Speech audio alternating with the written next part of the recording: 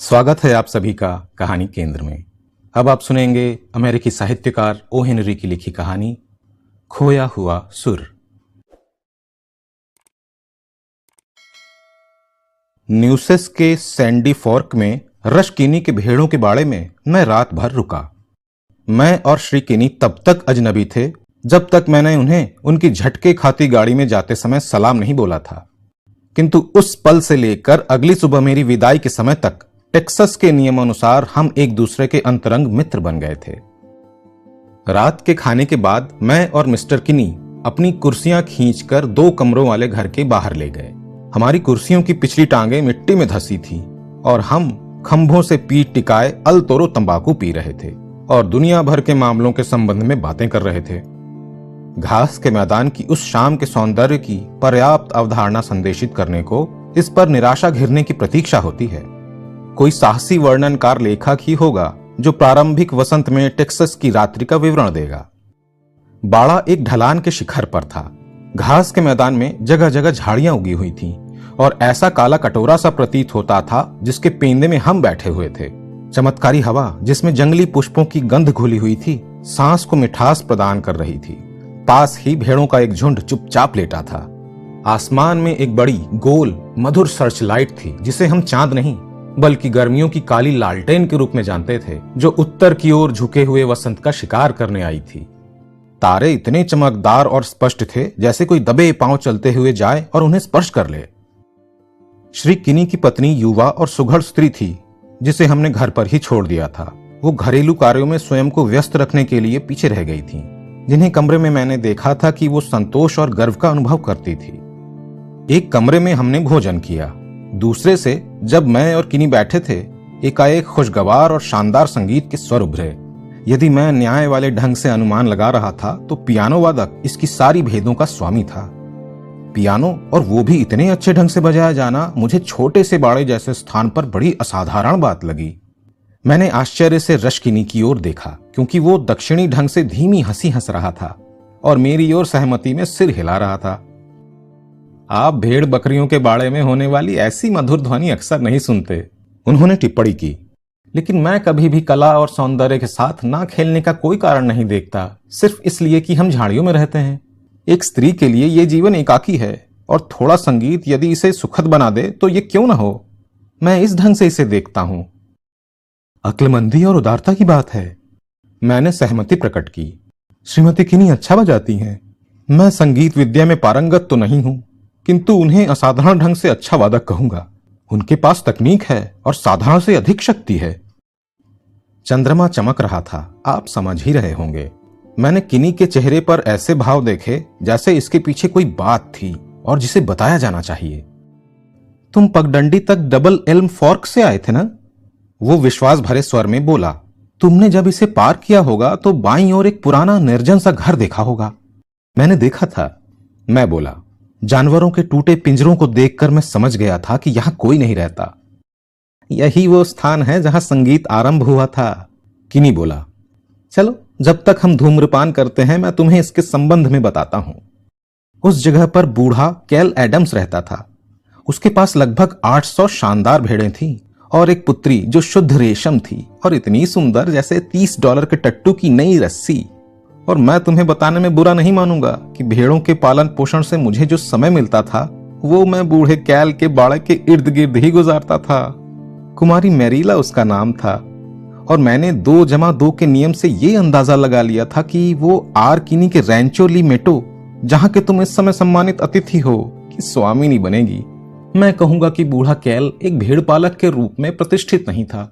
वो एक छोटा बूढ़ा झुके हुए कंधों वाला आदमी था जो बंदूक की म्यान जितना बड़ा था, जिसके पास खुरदुरी सफेद मूछें थी और उसे लगातार भाषा का इस्तेमाल करने के लिए मजबूर किया गया था। बूढ़ा कैल अपने चुने हुए व्यवसाय में इतना अनजाना सा था कि चरवाहे उससे घृणा नहीं करते थे, और जब एक भेड़ पालक इतना प्रतिष्ठित नहीं हो जाता कि वो चरवाहों की दुश्मनी हासिल कर सके तो वो बिना रोए और काफी हद तक गुमनाम मर जाता है। किंतु वो लड़की मैरीला आंखों को बहाती थी और वो बड़े शानदार ढंग से गृह कार्यों को संभालती थी। मैं सबसे निकट का पड़ोसी था और सप्ताह में 9 से 16 बार डबल एल्म जाने का आदी था। अपने साथ ताजा मक्खन अथवा 1 पाव हिरन का मांस अथवा भेड़ों की नई ऊन का नमूना बहाने के तौर पर ले जाता था ताकि मैरीला से मिल सकूं। मैरीला और मैं आपस में खूब घुल मिल गए थे और मुझे विश्वास था कि मैं उसकी गर्दन में रस्सी डालकर उसे लोमेटो ले जाने वाला था। वो बूढ़े कैल के प्रति सिर्फ अपनी संतान वाली भावनाओं में इतनी डूबी रहती कि गंभीर मामलों के संबंध में मैं कभी उससे बात ही नहीं कर सका। आपने जीवन में कभी बूढ़े कैल जैसा व्यक्ति नहीं देखा होगा जो शानो शौकत से जितना पूर्ण था उतनी ही चेतना उसमें थी। उसे ज्ञान की प्रत्येक सूचना की शाखाओं तक की जानकारी थी। वो सारे सिद्धांतों और ज्ञान को उसके अवशेषों तक जानता था। भाषा अथवा विचार में से उससे कोई बात नहीं कर सकता था। आप सोचते होंगे कि वो मौसम, राजनीति, रसायन विज्ञान और इतिहास और व्युत्पत्ति का प्रशिक्षक था।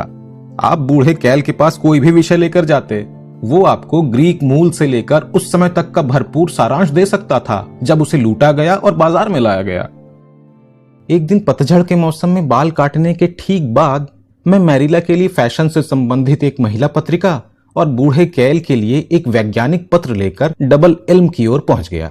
जब मैं अपने टट्टू को एक मेस्काइट पेड़ से बांध रहा था तो मैरीला दौड़ती हुई आई और उसे एक ऐसी खबर सुनानी थी जिसका इंतजार नहीं किया जा सकता था। ओह रश, वो सम्मान और संतुष्टि से भरकर कहती है, तुम क्या सोचते हो? पिताजी मेरे लिए एक पियानो खरीदने जा रहे हैं। कितनी शानदार बात है ना। मैंने कभी सपने में भी नहीं सोचा था कि मेरे पास एक पियानो होगा। ये निश्चित रूप से आनंददायक है, मैंने कहा। वास्तव में ये खुशी की बात है। मुझे पियानो की सुरीली आवाज बहुत पसंद है। तुम्हारे लिए ये अच्छा साथी रहेगा। कैल चाचा ने बहुत बढ़िया किया। मैं निश्चय नहीं कर पा रही हूं, मैरीला बोली, कि पियानो लूं या ऑर्गन। ऑर्गन भी अच्छा रहता है। इनमें से कोई भी, मैंने कहा। भेड़ फार्म के आसपास के शोर को कम करने के लिए ये एक नंबर का होगा। जहां तक मेरा प्रश्न है, मैं बोला, मेरे लिए इससे अधिक खुशी की बात और कोई नहीं होगी कि किसी शाम को घर वापस लौटूं और थोड़ी वॉल्ट्स और जिग धुनें सुन पाऊं और तुम्हारे जैसा कोई तिपाही पर बैठा पियानो बजा रहा हो। ओहो चुप रहो, मैरीला बोली। भीतर जाओ। पिताजी आज बाहर नहीं गए हैं, उनका स्वास्थ्य ठीक नहीं है। बूढ़ा कैल अंदर एक चारपाई पर लेटा था। उसे बुरी तरह सर्दी जुकाम हो गया था। मैं भोजन तक रुका रहा। मैंने बूढ़े से कहा, मैंने सुना है मैरीला को पियानो दिला रहे हैं। हाँ, ऐसा ही कुछ रश। वो लंबे समय से संगीत के जादू में बंधी है। मैं शीघ्र ही इस संबंध में उसके लिए कुछ करने जा रहा हूं। इस सारे पतझड़ में भेड़ों ने 6 पाउंड दिए हैं। किसी भी मूल्य पर मैं मैरीला के लिए वाद्य यंत्र खरीदूंगा। ठीक भी है, लड़की इसकी हकदार है। ऊन की अंतिम लदान लेकर मैं सेंट एंटोन जा रहा हूं, कैल चाचा बोले, और उसके लिए एक साज खुद ही चुनूंगा। क्या यह बेहतर नहीं होगा कि मैरीला को भी साथ ले जाएं और उसे अपनी पसंद का कोई चुनने दिया जाए? मुझे पता था कि इससे कैल चाचा बिगड़ जाएंगे। सही बात भी है। उनके जैसा आदमी जो प्रत्येक मामले में सब कुछ जानता हो, इस तरह की बात को अपनी योग्यता में कमी से जोड़कर देखेगा। नहीं श्रीमान, ऐसा नहीं होगा, वो अपने सफेद गलमुच्छे खींचते हुए बोले। संगीत के साजों का पूरा पारखी मेरे जैसा संसार में कोई दूसरा नहीं है। मेरे एक चाचा थे, वो बोले, जो एक पियानो के कारखाने में हिस्सेदार थे, और मैंने ये हजारों एक साथ देखे हैं। मैं पाइप ऑर्गन से लेकर बांसुरी तक के सारे साजों के संबंध में सब जानता हूं। दुनिया में कोई भी ऐसा आदमी नहीं है जो मुझे किसी भी वाद्य यंत्र के बारे में कोई खबर बता सके, जिसे पीटना, फूंकना, खुरचना, पीसना, तोड़ना या चाबी से घुमाना पड़ता है। आप जो चाहें मुझे दिला देना पिताजी, मैरीला बोली, जो आनंद से अपने पांव जमीन पर नहीं रख पा रही थी। आप ही जानते हैं कि क्या अच्छा चुनना चाहिए, पियानो, ऑर्गन या कुछ और। मैं उतनी ही खुश होऊंगी।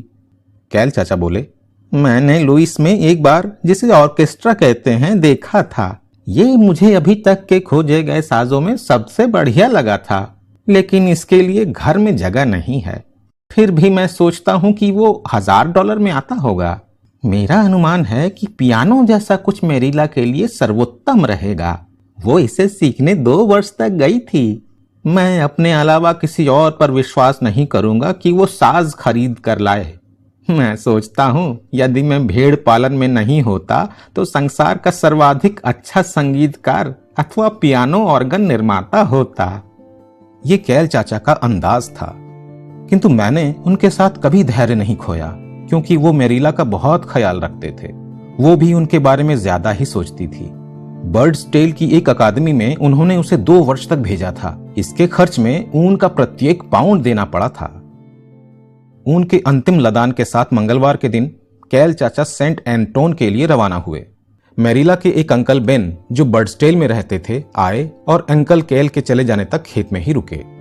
सेंट एंटोन 90 मील दूर था और निकटतम रेलवे स्टेशन 40 मील दूर था, इसलिए अंकल कैल लगभग 4 दिन के लिए बाहर चले गए थे। मैं डबल एल्म में था जब एक शाम वो सूर्यास्त के समय घर लौटे। ऊपर गाड़ी में निश्चय ही एक पियानो या ऑर्गन, हम बता नहीं सकते क्या, ढंग से बंधा और बरसात की संभावना के कारण बरसाती से ढका हुआ रखा था। मैरीला चिल्लाती हुई बाहर लपकी। ओहो! उसकी आंखें चमक रही थीं और बाल लहरा रहे थे। वो गाने लगी, पिताजी पिताजी आप इसे ले आए, सैन एंटोन का सबसे बढ़िया पियानो। अपना हाथ गर्व से लहराकर कैल चाचा बोले, असली शीशम की लकड़ी का और सबसे बेहतरीन, सबसे ऊंची आवाज वाला जो आपने कभी नहीं सुना होगा। मैंने दुकानदार को इसे बजाते सुना और मौके पर ही वहां नकद देकर खरीद लिया। मैं, बेन और कैल चाचा ने और एक मैक्सिकन ने गाड़ी से इसे उतारा, इसे घर में ले आए और एक कोने में रख दिया। ये एक ऐसा सीधा खड़ा साज था जो अति विशाल अथवा बहुत भारी नहीं था। एकाएक कैल चाचा गिर पड़े और बोले कि वो बहुत बीमार हैं। उन्हें तेज बुखार था और फेफड़ों में तकलीफ की भी शिकायत कर रहे थे। वो बिस्तर में जाकर लेट गए। मैं और बेन घोड़े खोलने और उन्हें चारागाह में छोड़ने चले गए, जबकि मेरीला कैल चाचा के लिए कोई गर्म पेय लाने गई। लेकिन पहले उसने दोनों हाथ पियानो पर रखे और एक नरम मुस्कान के साथ उसे गले लगाया, जैसे आप बच्चों को उनके क्रिसमस खिलौनों के साथ करते हुए देखते हैं। जब मैं चारागाह से आया तो मेरीला उस कमरे में थी जहां पियानो था। मैं फर्श पर पड़े तारों और ऊनी थैलों को देख सकता था कि उसने पियानो को खोल दिया था, लेकिन अब वो फिर से उस पर वैगन शीट बांध रही थी और उसके चेहरे पर एक तरह की गंभीर सफेदी सी झलक रही थी। तुम इसे दोबारा क्यों बांध रही हो मेरीला? मैंने पूछा। इसे बजा कर देखो कि कैसी धुन निकलती है। आज रात नहीं रश, वो बोली। मैं आज थोड़ा भी नहीं बजाना चाहती। पिताजी बहुत बीमार हैं। जरा सोचो रश, उन्होंने इसके लिए $300 दे दिए, ऊन से मिलने वाले धन का लगभग 1/3। तुम इस योग्य हो कि इसके आगे 1/3 का कोई मतलब नहीं, मैंने उसे बताया। और मैं नहीं सोचता कि कैल चाचा इतने बीमार हैं कि मशीन को जांचने के लिए पियानो की 1-2 चाबियों का हिलना नहीं सह सकते। आज रात नहीं रश, मेरीला उस ढंग से बोली जिसे वो बात समाप्त करने के लिए अक्सर अपनाती थी। किंतु ऐसा प्रतीत हुआ कि कैल चाचा वास्तव में बहुत बीमार थे। उनकी हालत इतनी बिगड़ गई कि बेन ने घोड़ा तैयार किया और डॉक्टर सिम्पसन को लाने बर्ड्सटेल चल दिया। सहायता के लिए मैं वहीं रुका रहा। कैल चाचा की पीड़ा थोड़ी कम हुई तो उन्होंने मैरीला को बुलाया और उससे बोले, क्या तुमने अपने साज को देखा प्रिय? वो तुम्हें पसंद आया? बहुत बढ़िया है पिताजी। उनके तकिए पर झुकते हुए वो बोली, मैंने इतना सुंदर साज आज तक नहीं देखा। आप कितने प्यारे और अच्छे हैं कि मेरे लिए इसे खरीद लाए। मैंने तुम्हें अभी तक इसे बजाते नहीं सुना, कैल चाचा बोले। मेरी तकलीफ अब कुछ कम है। कुछ बजाओगी नहीं मैरीला? लेकिन नहीं, उसने कैल चाचा को लिटा दिया और ऐसे थपकियां देने लगी जैसे कोई स्त्री बच्चे को देती है। ऐसा प्रतीत हो रहा था कि उसने उस समय पियानो को स्पर्श न करने का निश्चय कर लिया था। जब डॉक्टर सिम्पसन आया तो उसने हमें बताया कि कैल चाचा को बुरी तरह निमोनिया ने जकड़ लिया है और वृद्ध चूंकि 60 साल के ऊपर थे, उनके बचने की आस बहुत कम थी। अपनी बीमारी के चौथे दिन उन्होंने मैरीला को फिर से बुलाया और पियानो के बारे में बात करना चाहा। डॉक्टर सिम्पसन, बेन व श्रीमती बेन भी वहां थे और वे जो भी प्रयास कर सकते थे वे कर रहे थे। संगीत के संबंध में मैं बड़ा सफल हुआ होता, कैल चाचा बोले। मैंने सैन एंटोन का सबसे बढ़िया साज लिया है। मैरीला, यह पियानो सब प्रकार से ठीक है ना? ये बिल्कुल ठीक है पिताजी, वो बोली। इसमें से इतने सुंदर सुर निकलते हैं जैसे मैंने आज तक नहीं सुने। लेकिन क्या आपको नहीं लगता कि आप थोड़ा सो लेते पिताजी? नहीं, मैं नहीं सोऊंगा, कैल चाचा बोले। मैं वो पियानो सुनना चाहता हूँ। मुझे विश्वास नहीं कि अभी तक तुमने इसे बजाया भी है। मैं सैन एंटोन तक स्वयं तुम्हारे लिए गया और इससे ले आया। इसमें ऊन की पतझड़ वाली बहुत सारी कमाई लग गई, किंतु मेरी अच्छी लड़की को ये प्रसन्न करता है तो मैं इसकी परवाह नहीं करता। क्या तुम पिताजी के लिए थोड़ा भी नहीं बजाओगी मैरीला? डॉक्टर सिम्पसन मैरीला को एक तरफ ले गए और उसे वही करने को कहा जैसा कैल चाचा चाहते थे, जिससे वो शांत हो जाए। उसके चाचा बेन और उसकी पत्नी भी उससे यही कहने लगे। धीमे स्वर में एक दो हल्की धुनें क्यों नहीं बजा देती? मैंने मैरीला से कहा, कैल चाचा कितनी बार तुमसे आग्रह कर चुके हैं। उन्हें ये प्रसन्नता देगा कि तुम उस पियानो का स्पर्श करो जो वो तुम्हारे लिए लाए हैं। तुम्हें नहीं लगता कि तुम्हें बजाना चाहिए? लेकिन मैरीला चुपचाप खड़ी रही। उसकी आंखों से बड़े बड़े आंसू ढुलक रहे थे। वो भाग कर कैल चाचा के पास पहुंची और उनकी गर्दन में बाहें डालकर उन्हें कसकर भींच लिया। हमने उसे कहते सुना, क्यों, पिछली रात पिताजी मैंने उसे कितना बजाया था। सच, मैं इसे बजाती ही रही। और ये इतना शानदार साज है, आप नहीं जानते कि ये मुझे कितना प्रिय है। पिछली रात मैंने बोनी डंडी और एनविल पोल्का और ब्लू डैन्यूब बजाया था और बहुत से टुकड़े थे। आपने मुझे बजाते अवश्य सुना होगा, है ना पिताजी? आप बीमार थे इसलिए मैंने बहुत जोर से नहीं बजाया।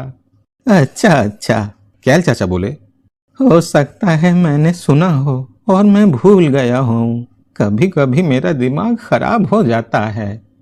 मैंने उस दुकानदार को इसे बढ़िया ढंग से बजाते सुना था। मैं बहुत खुश हूँ कि तुम्हें ये पसंद आया मैरीला।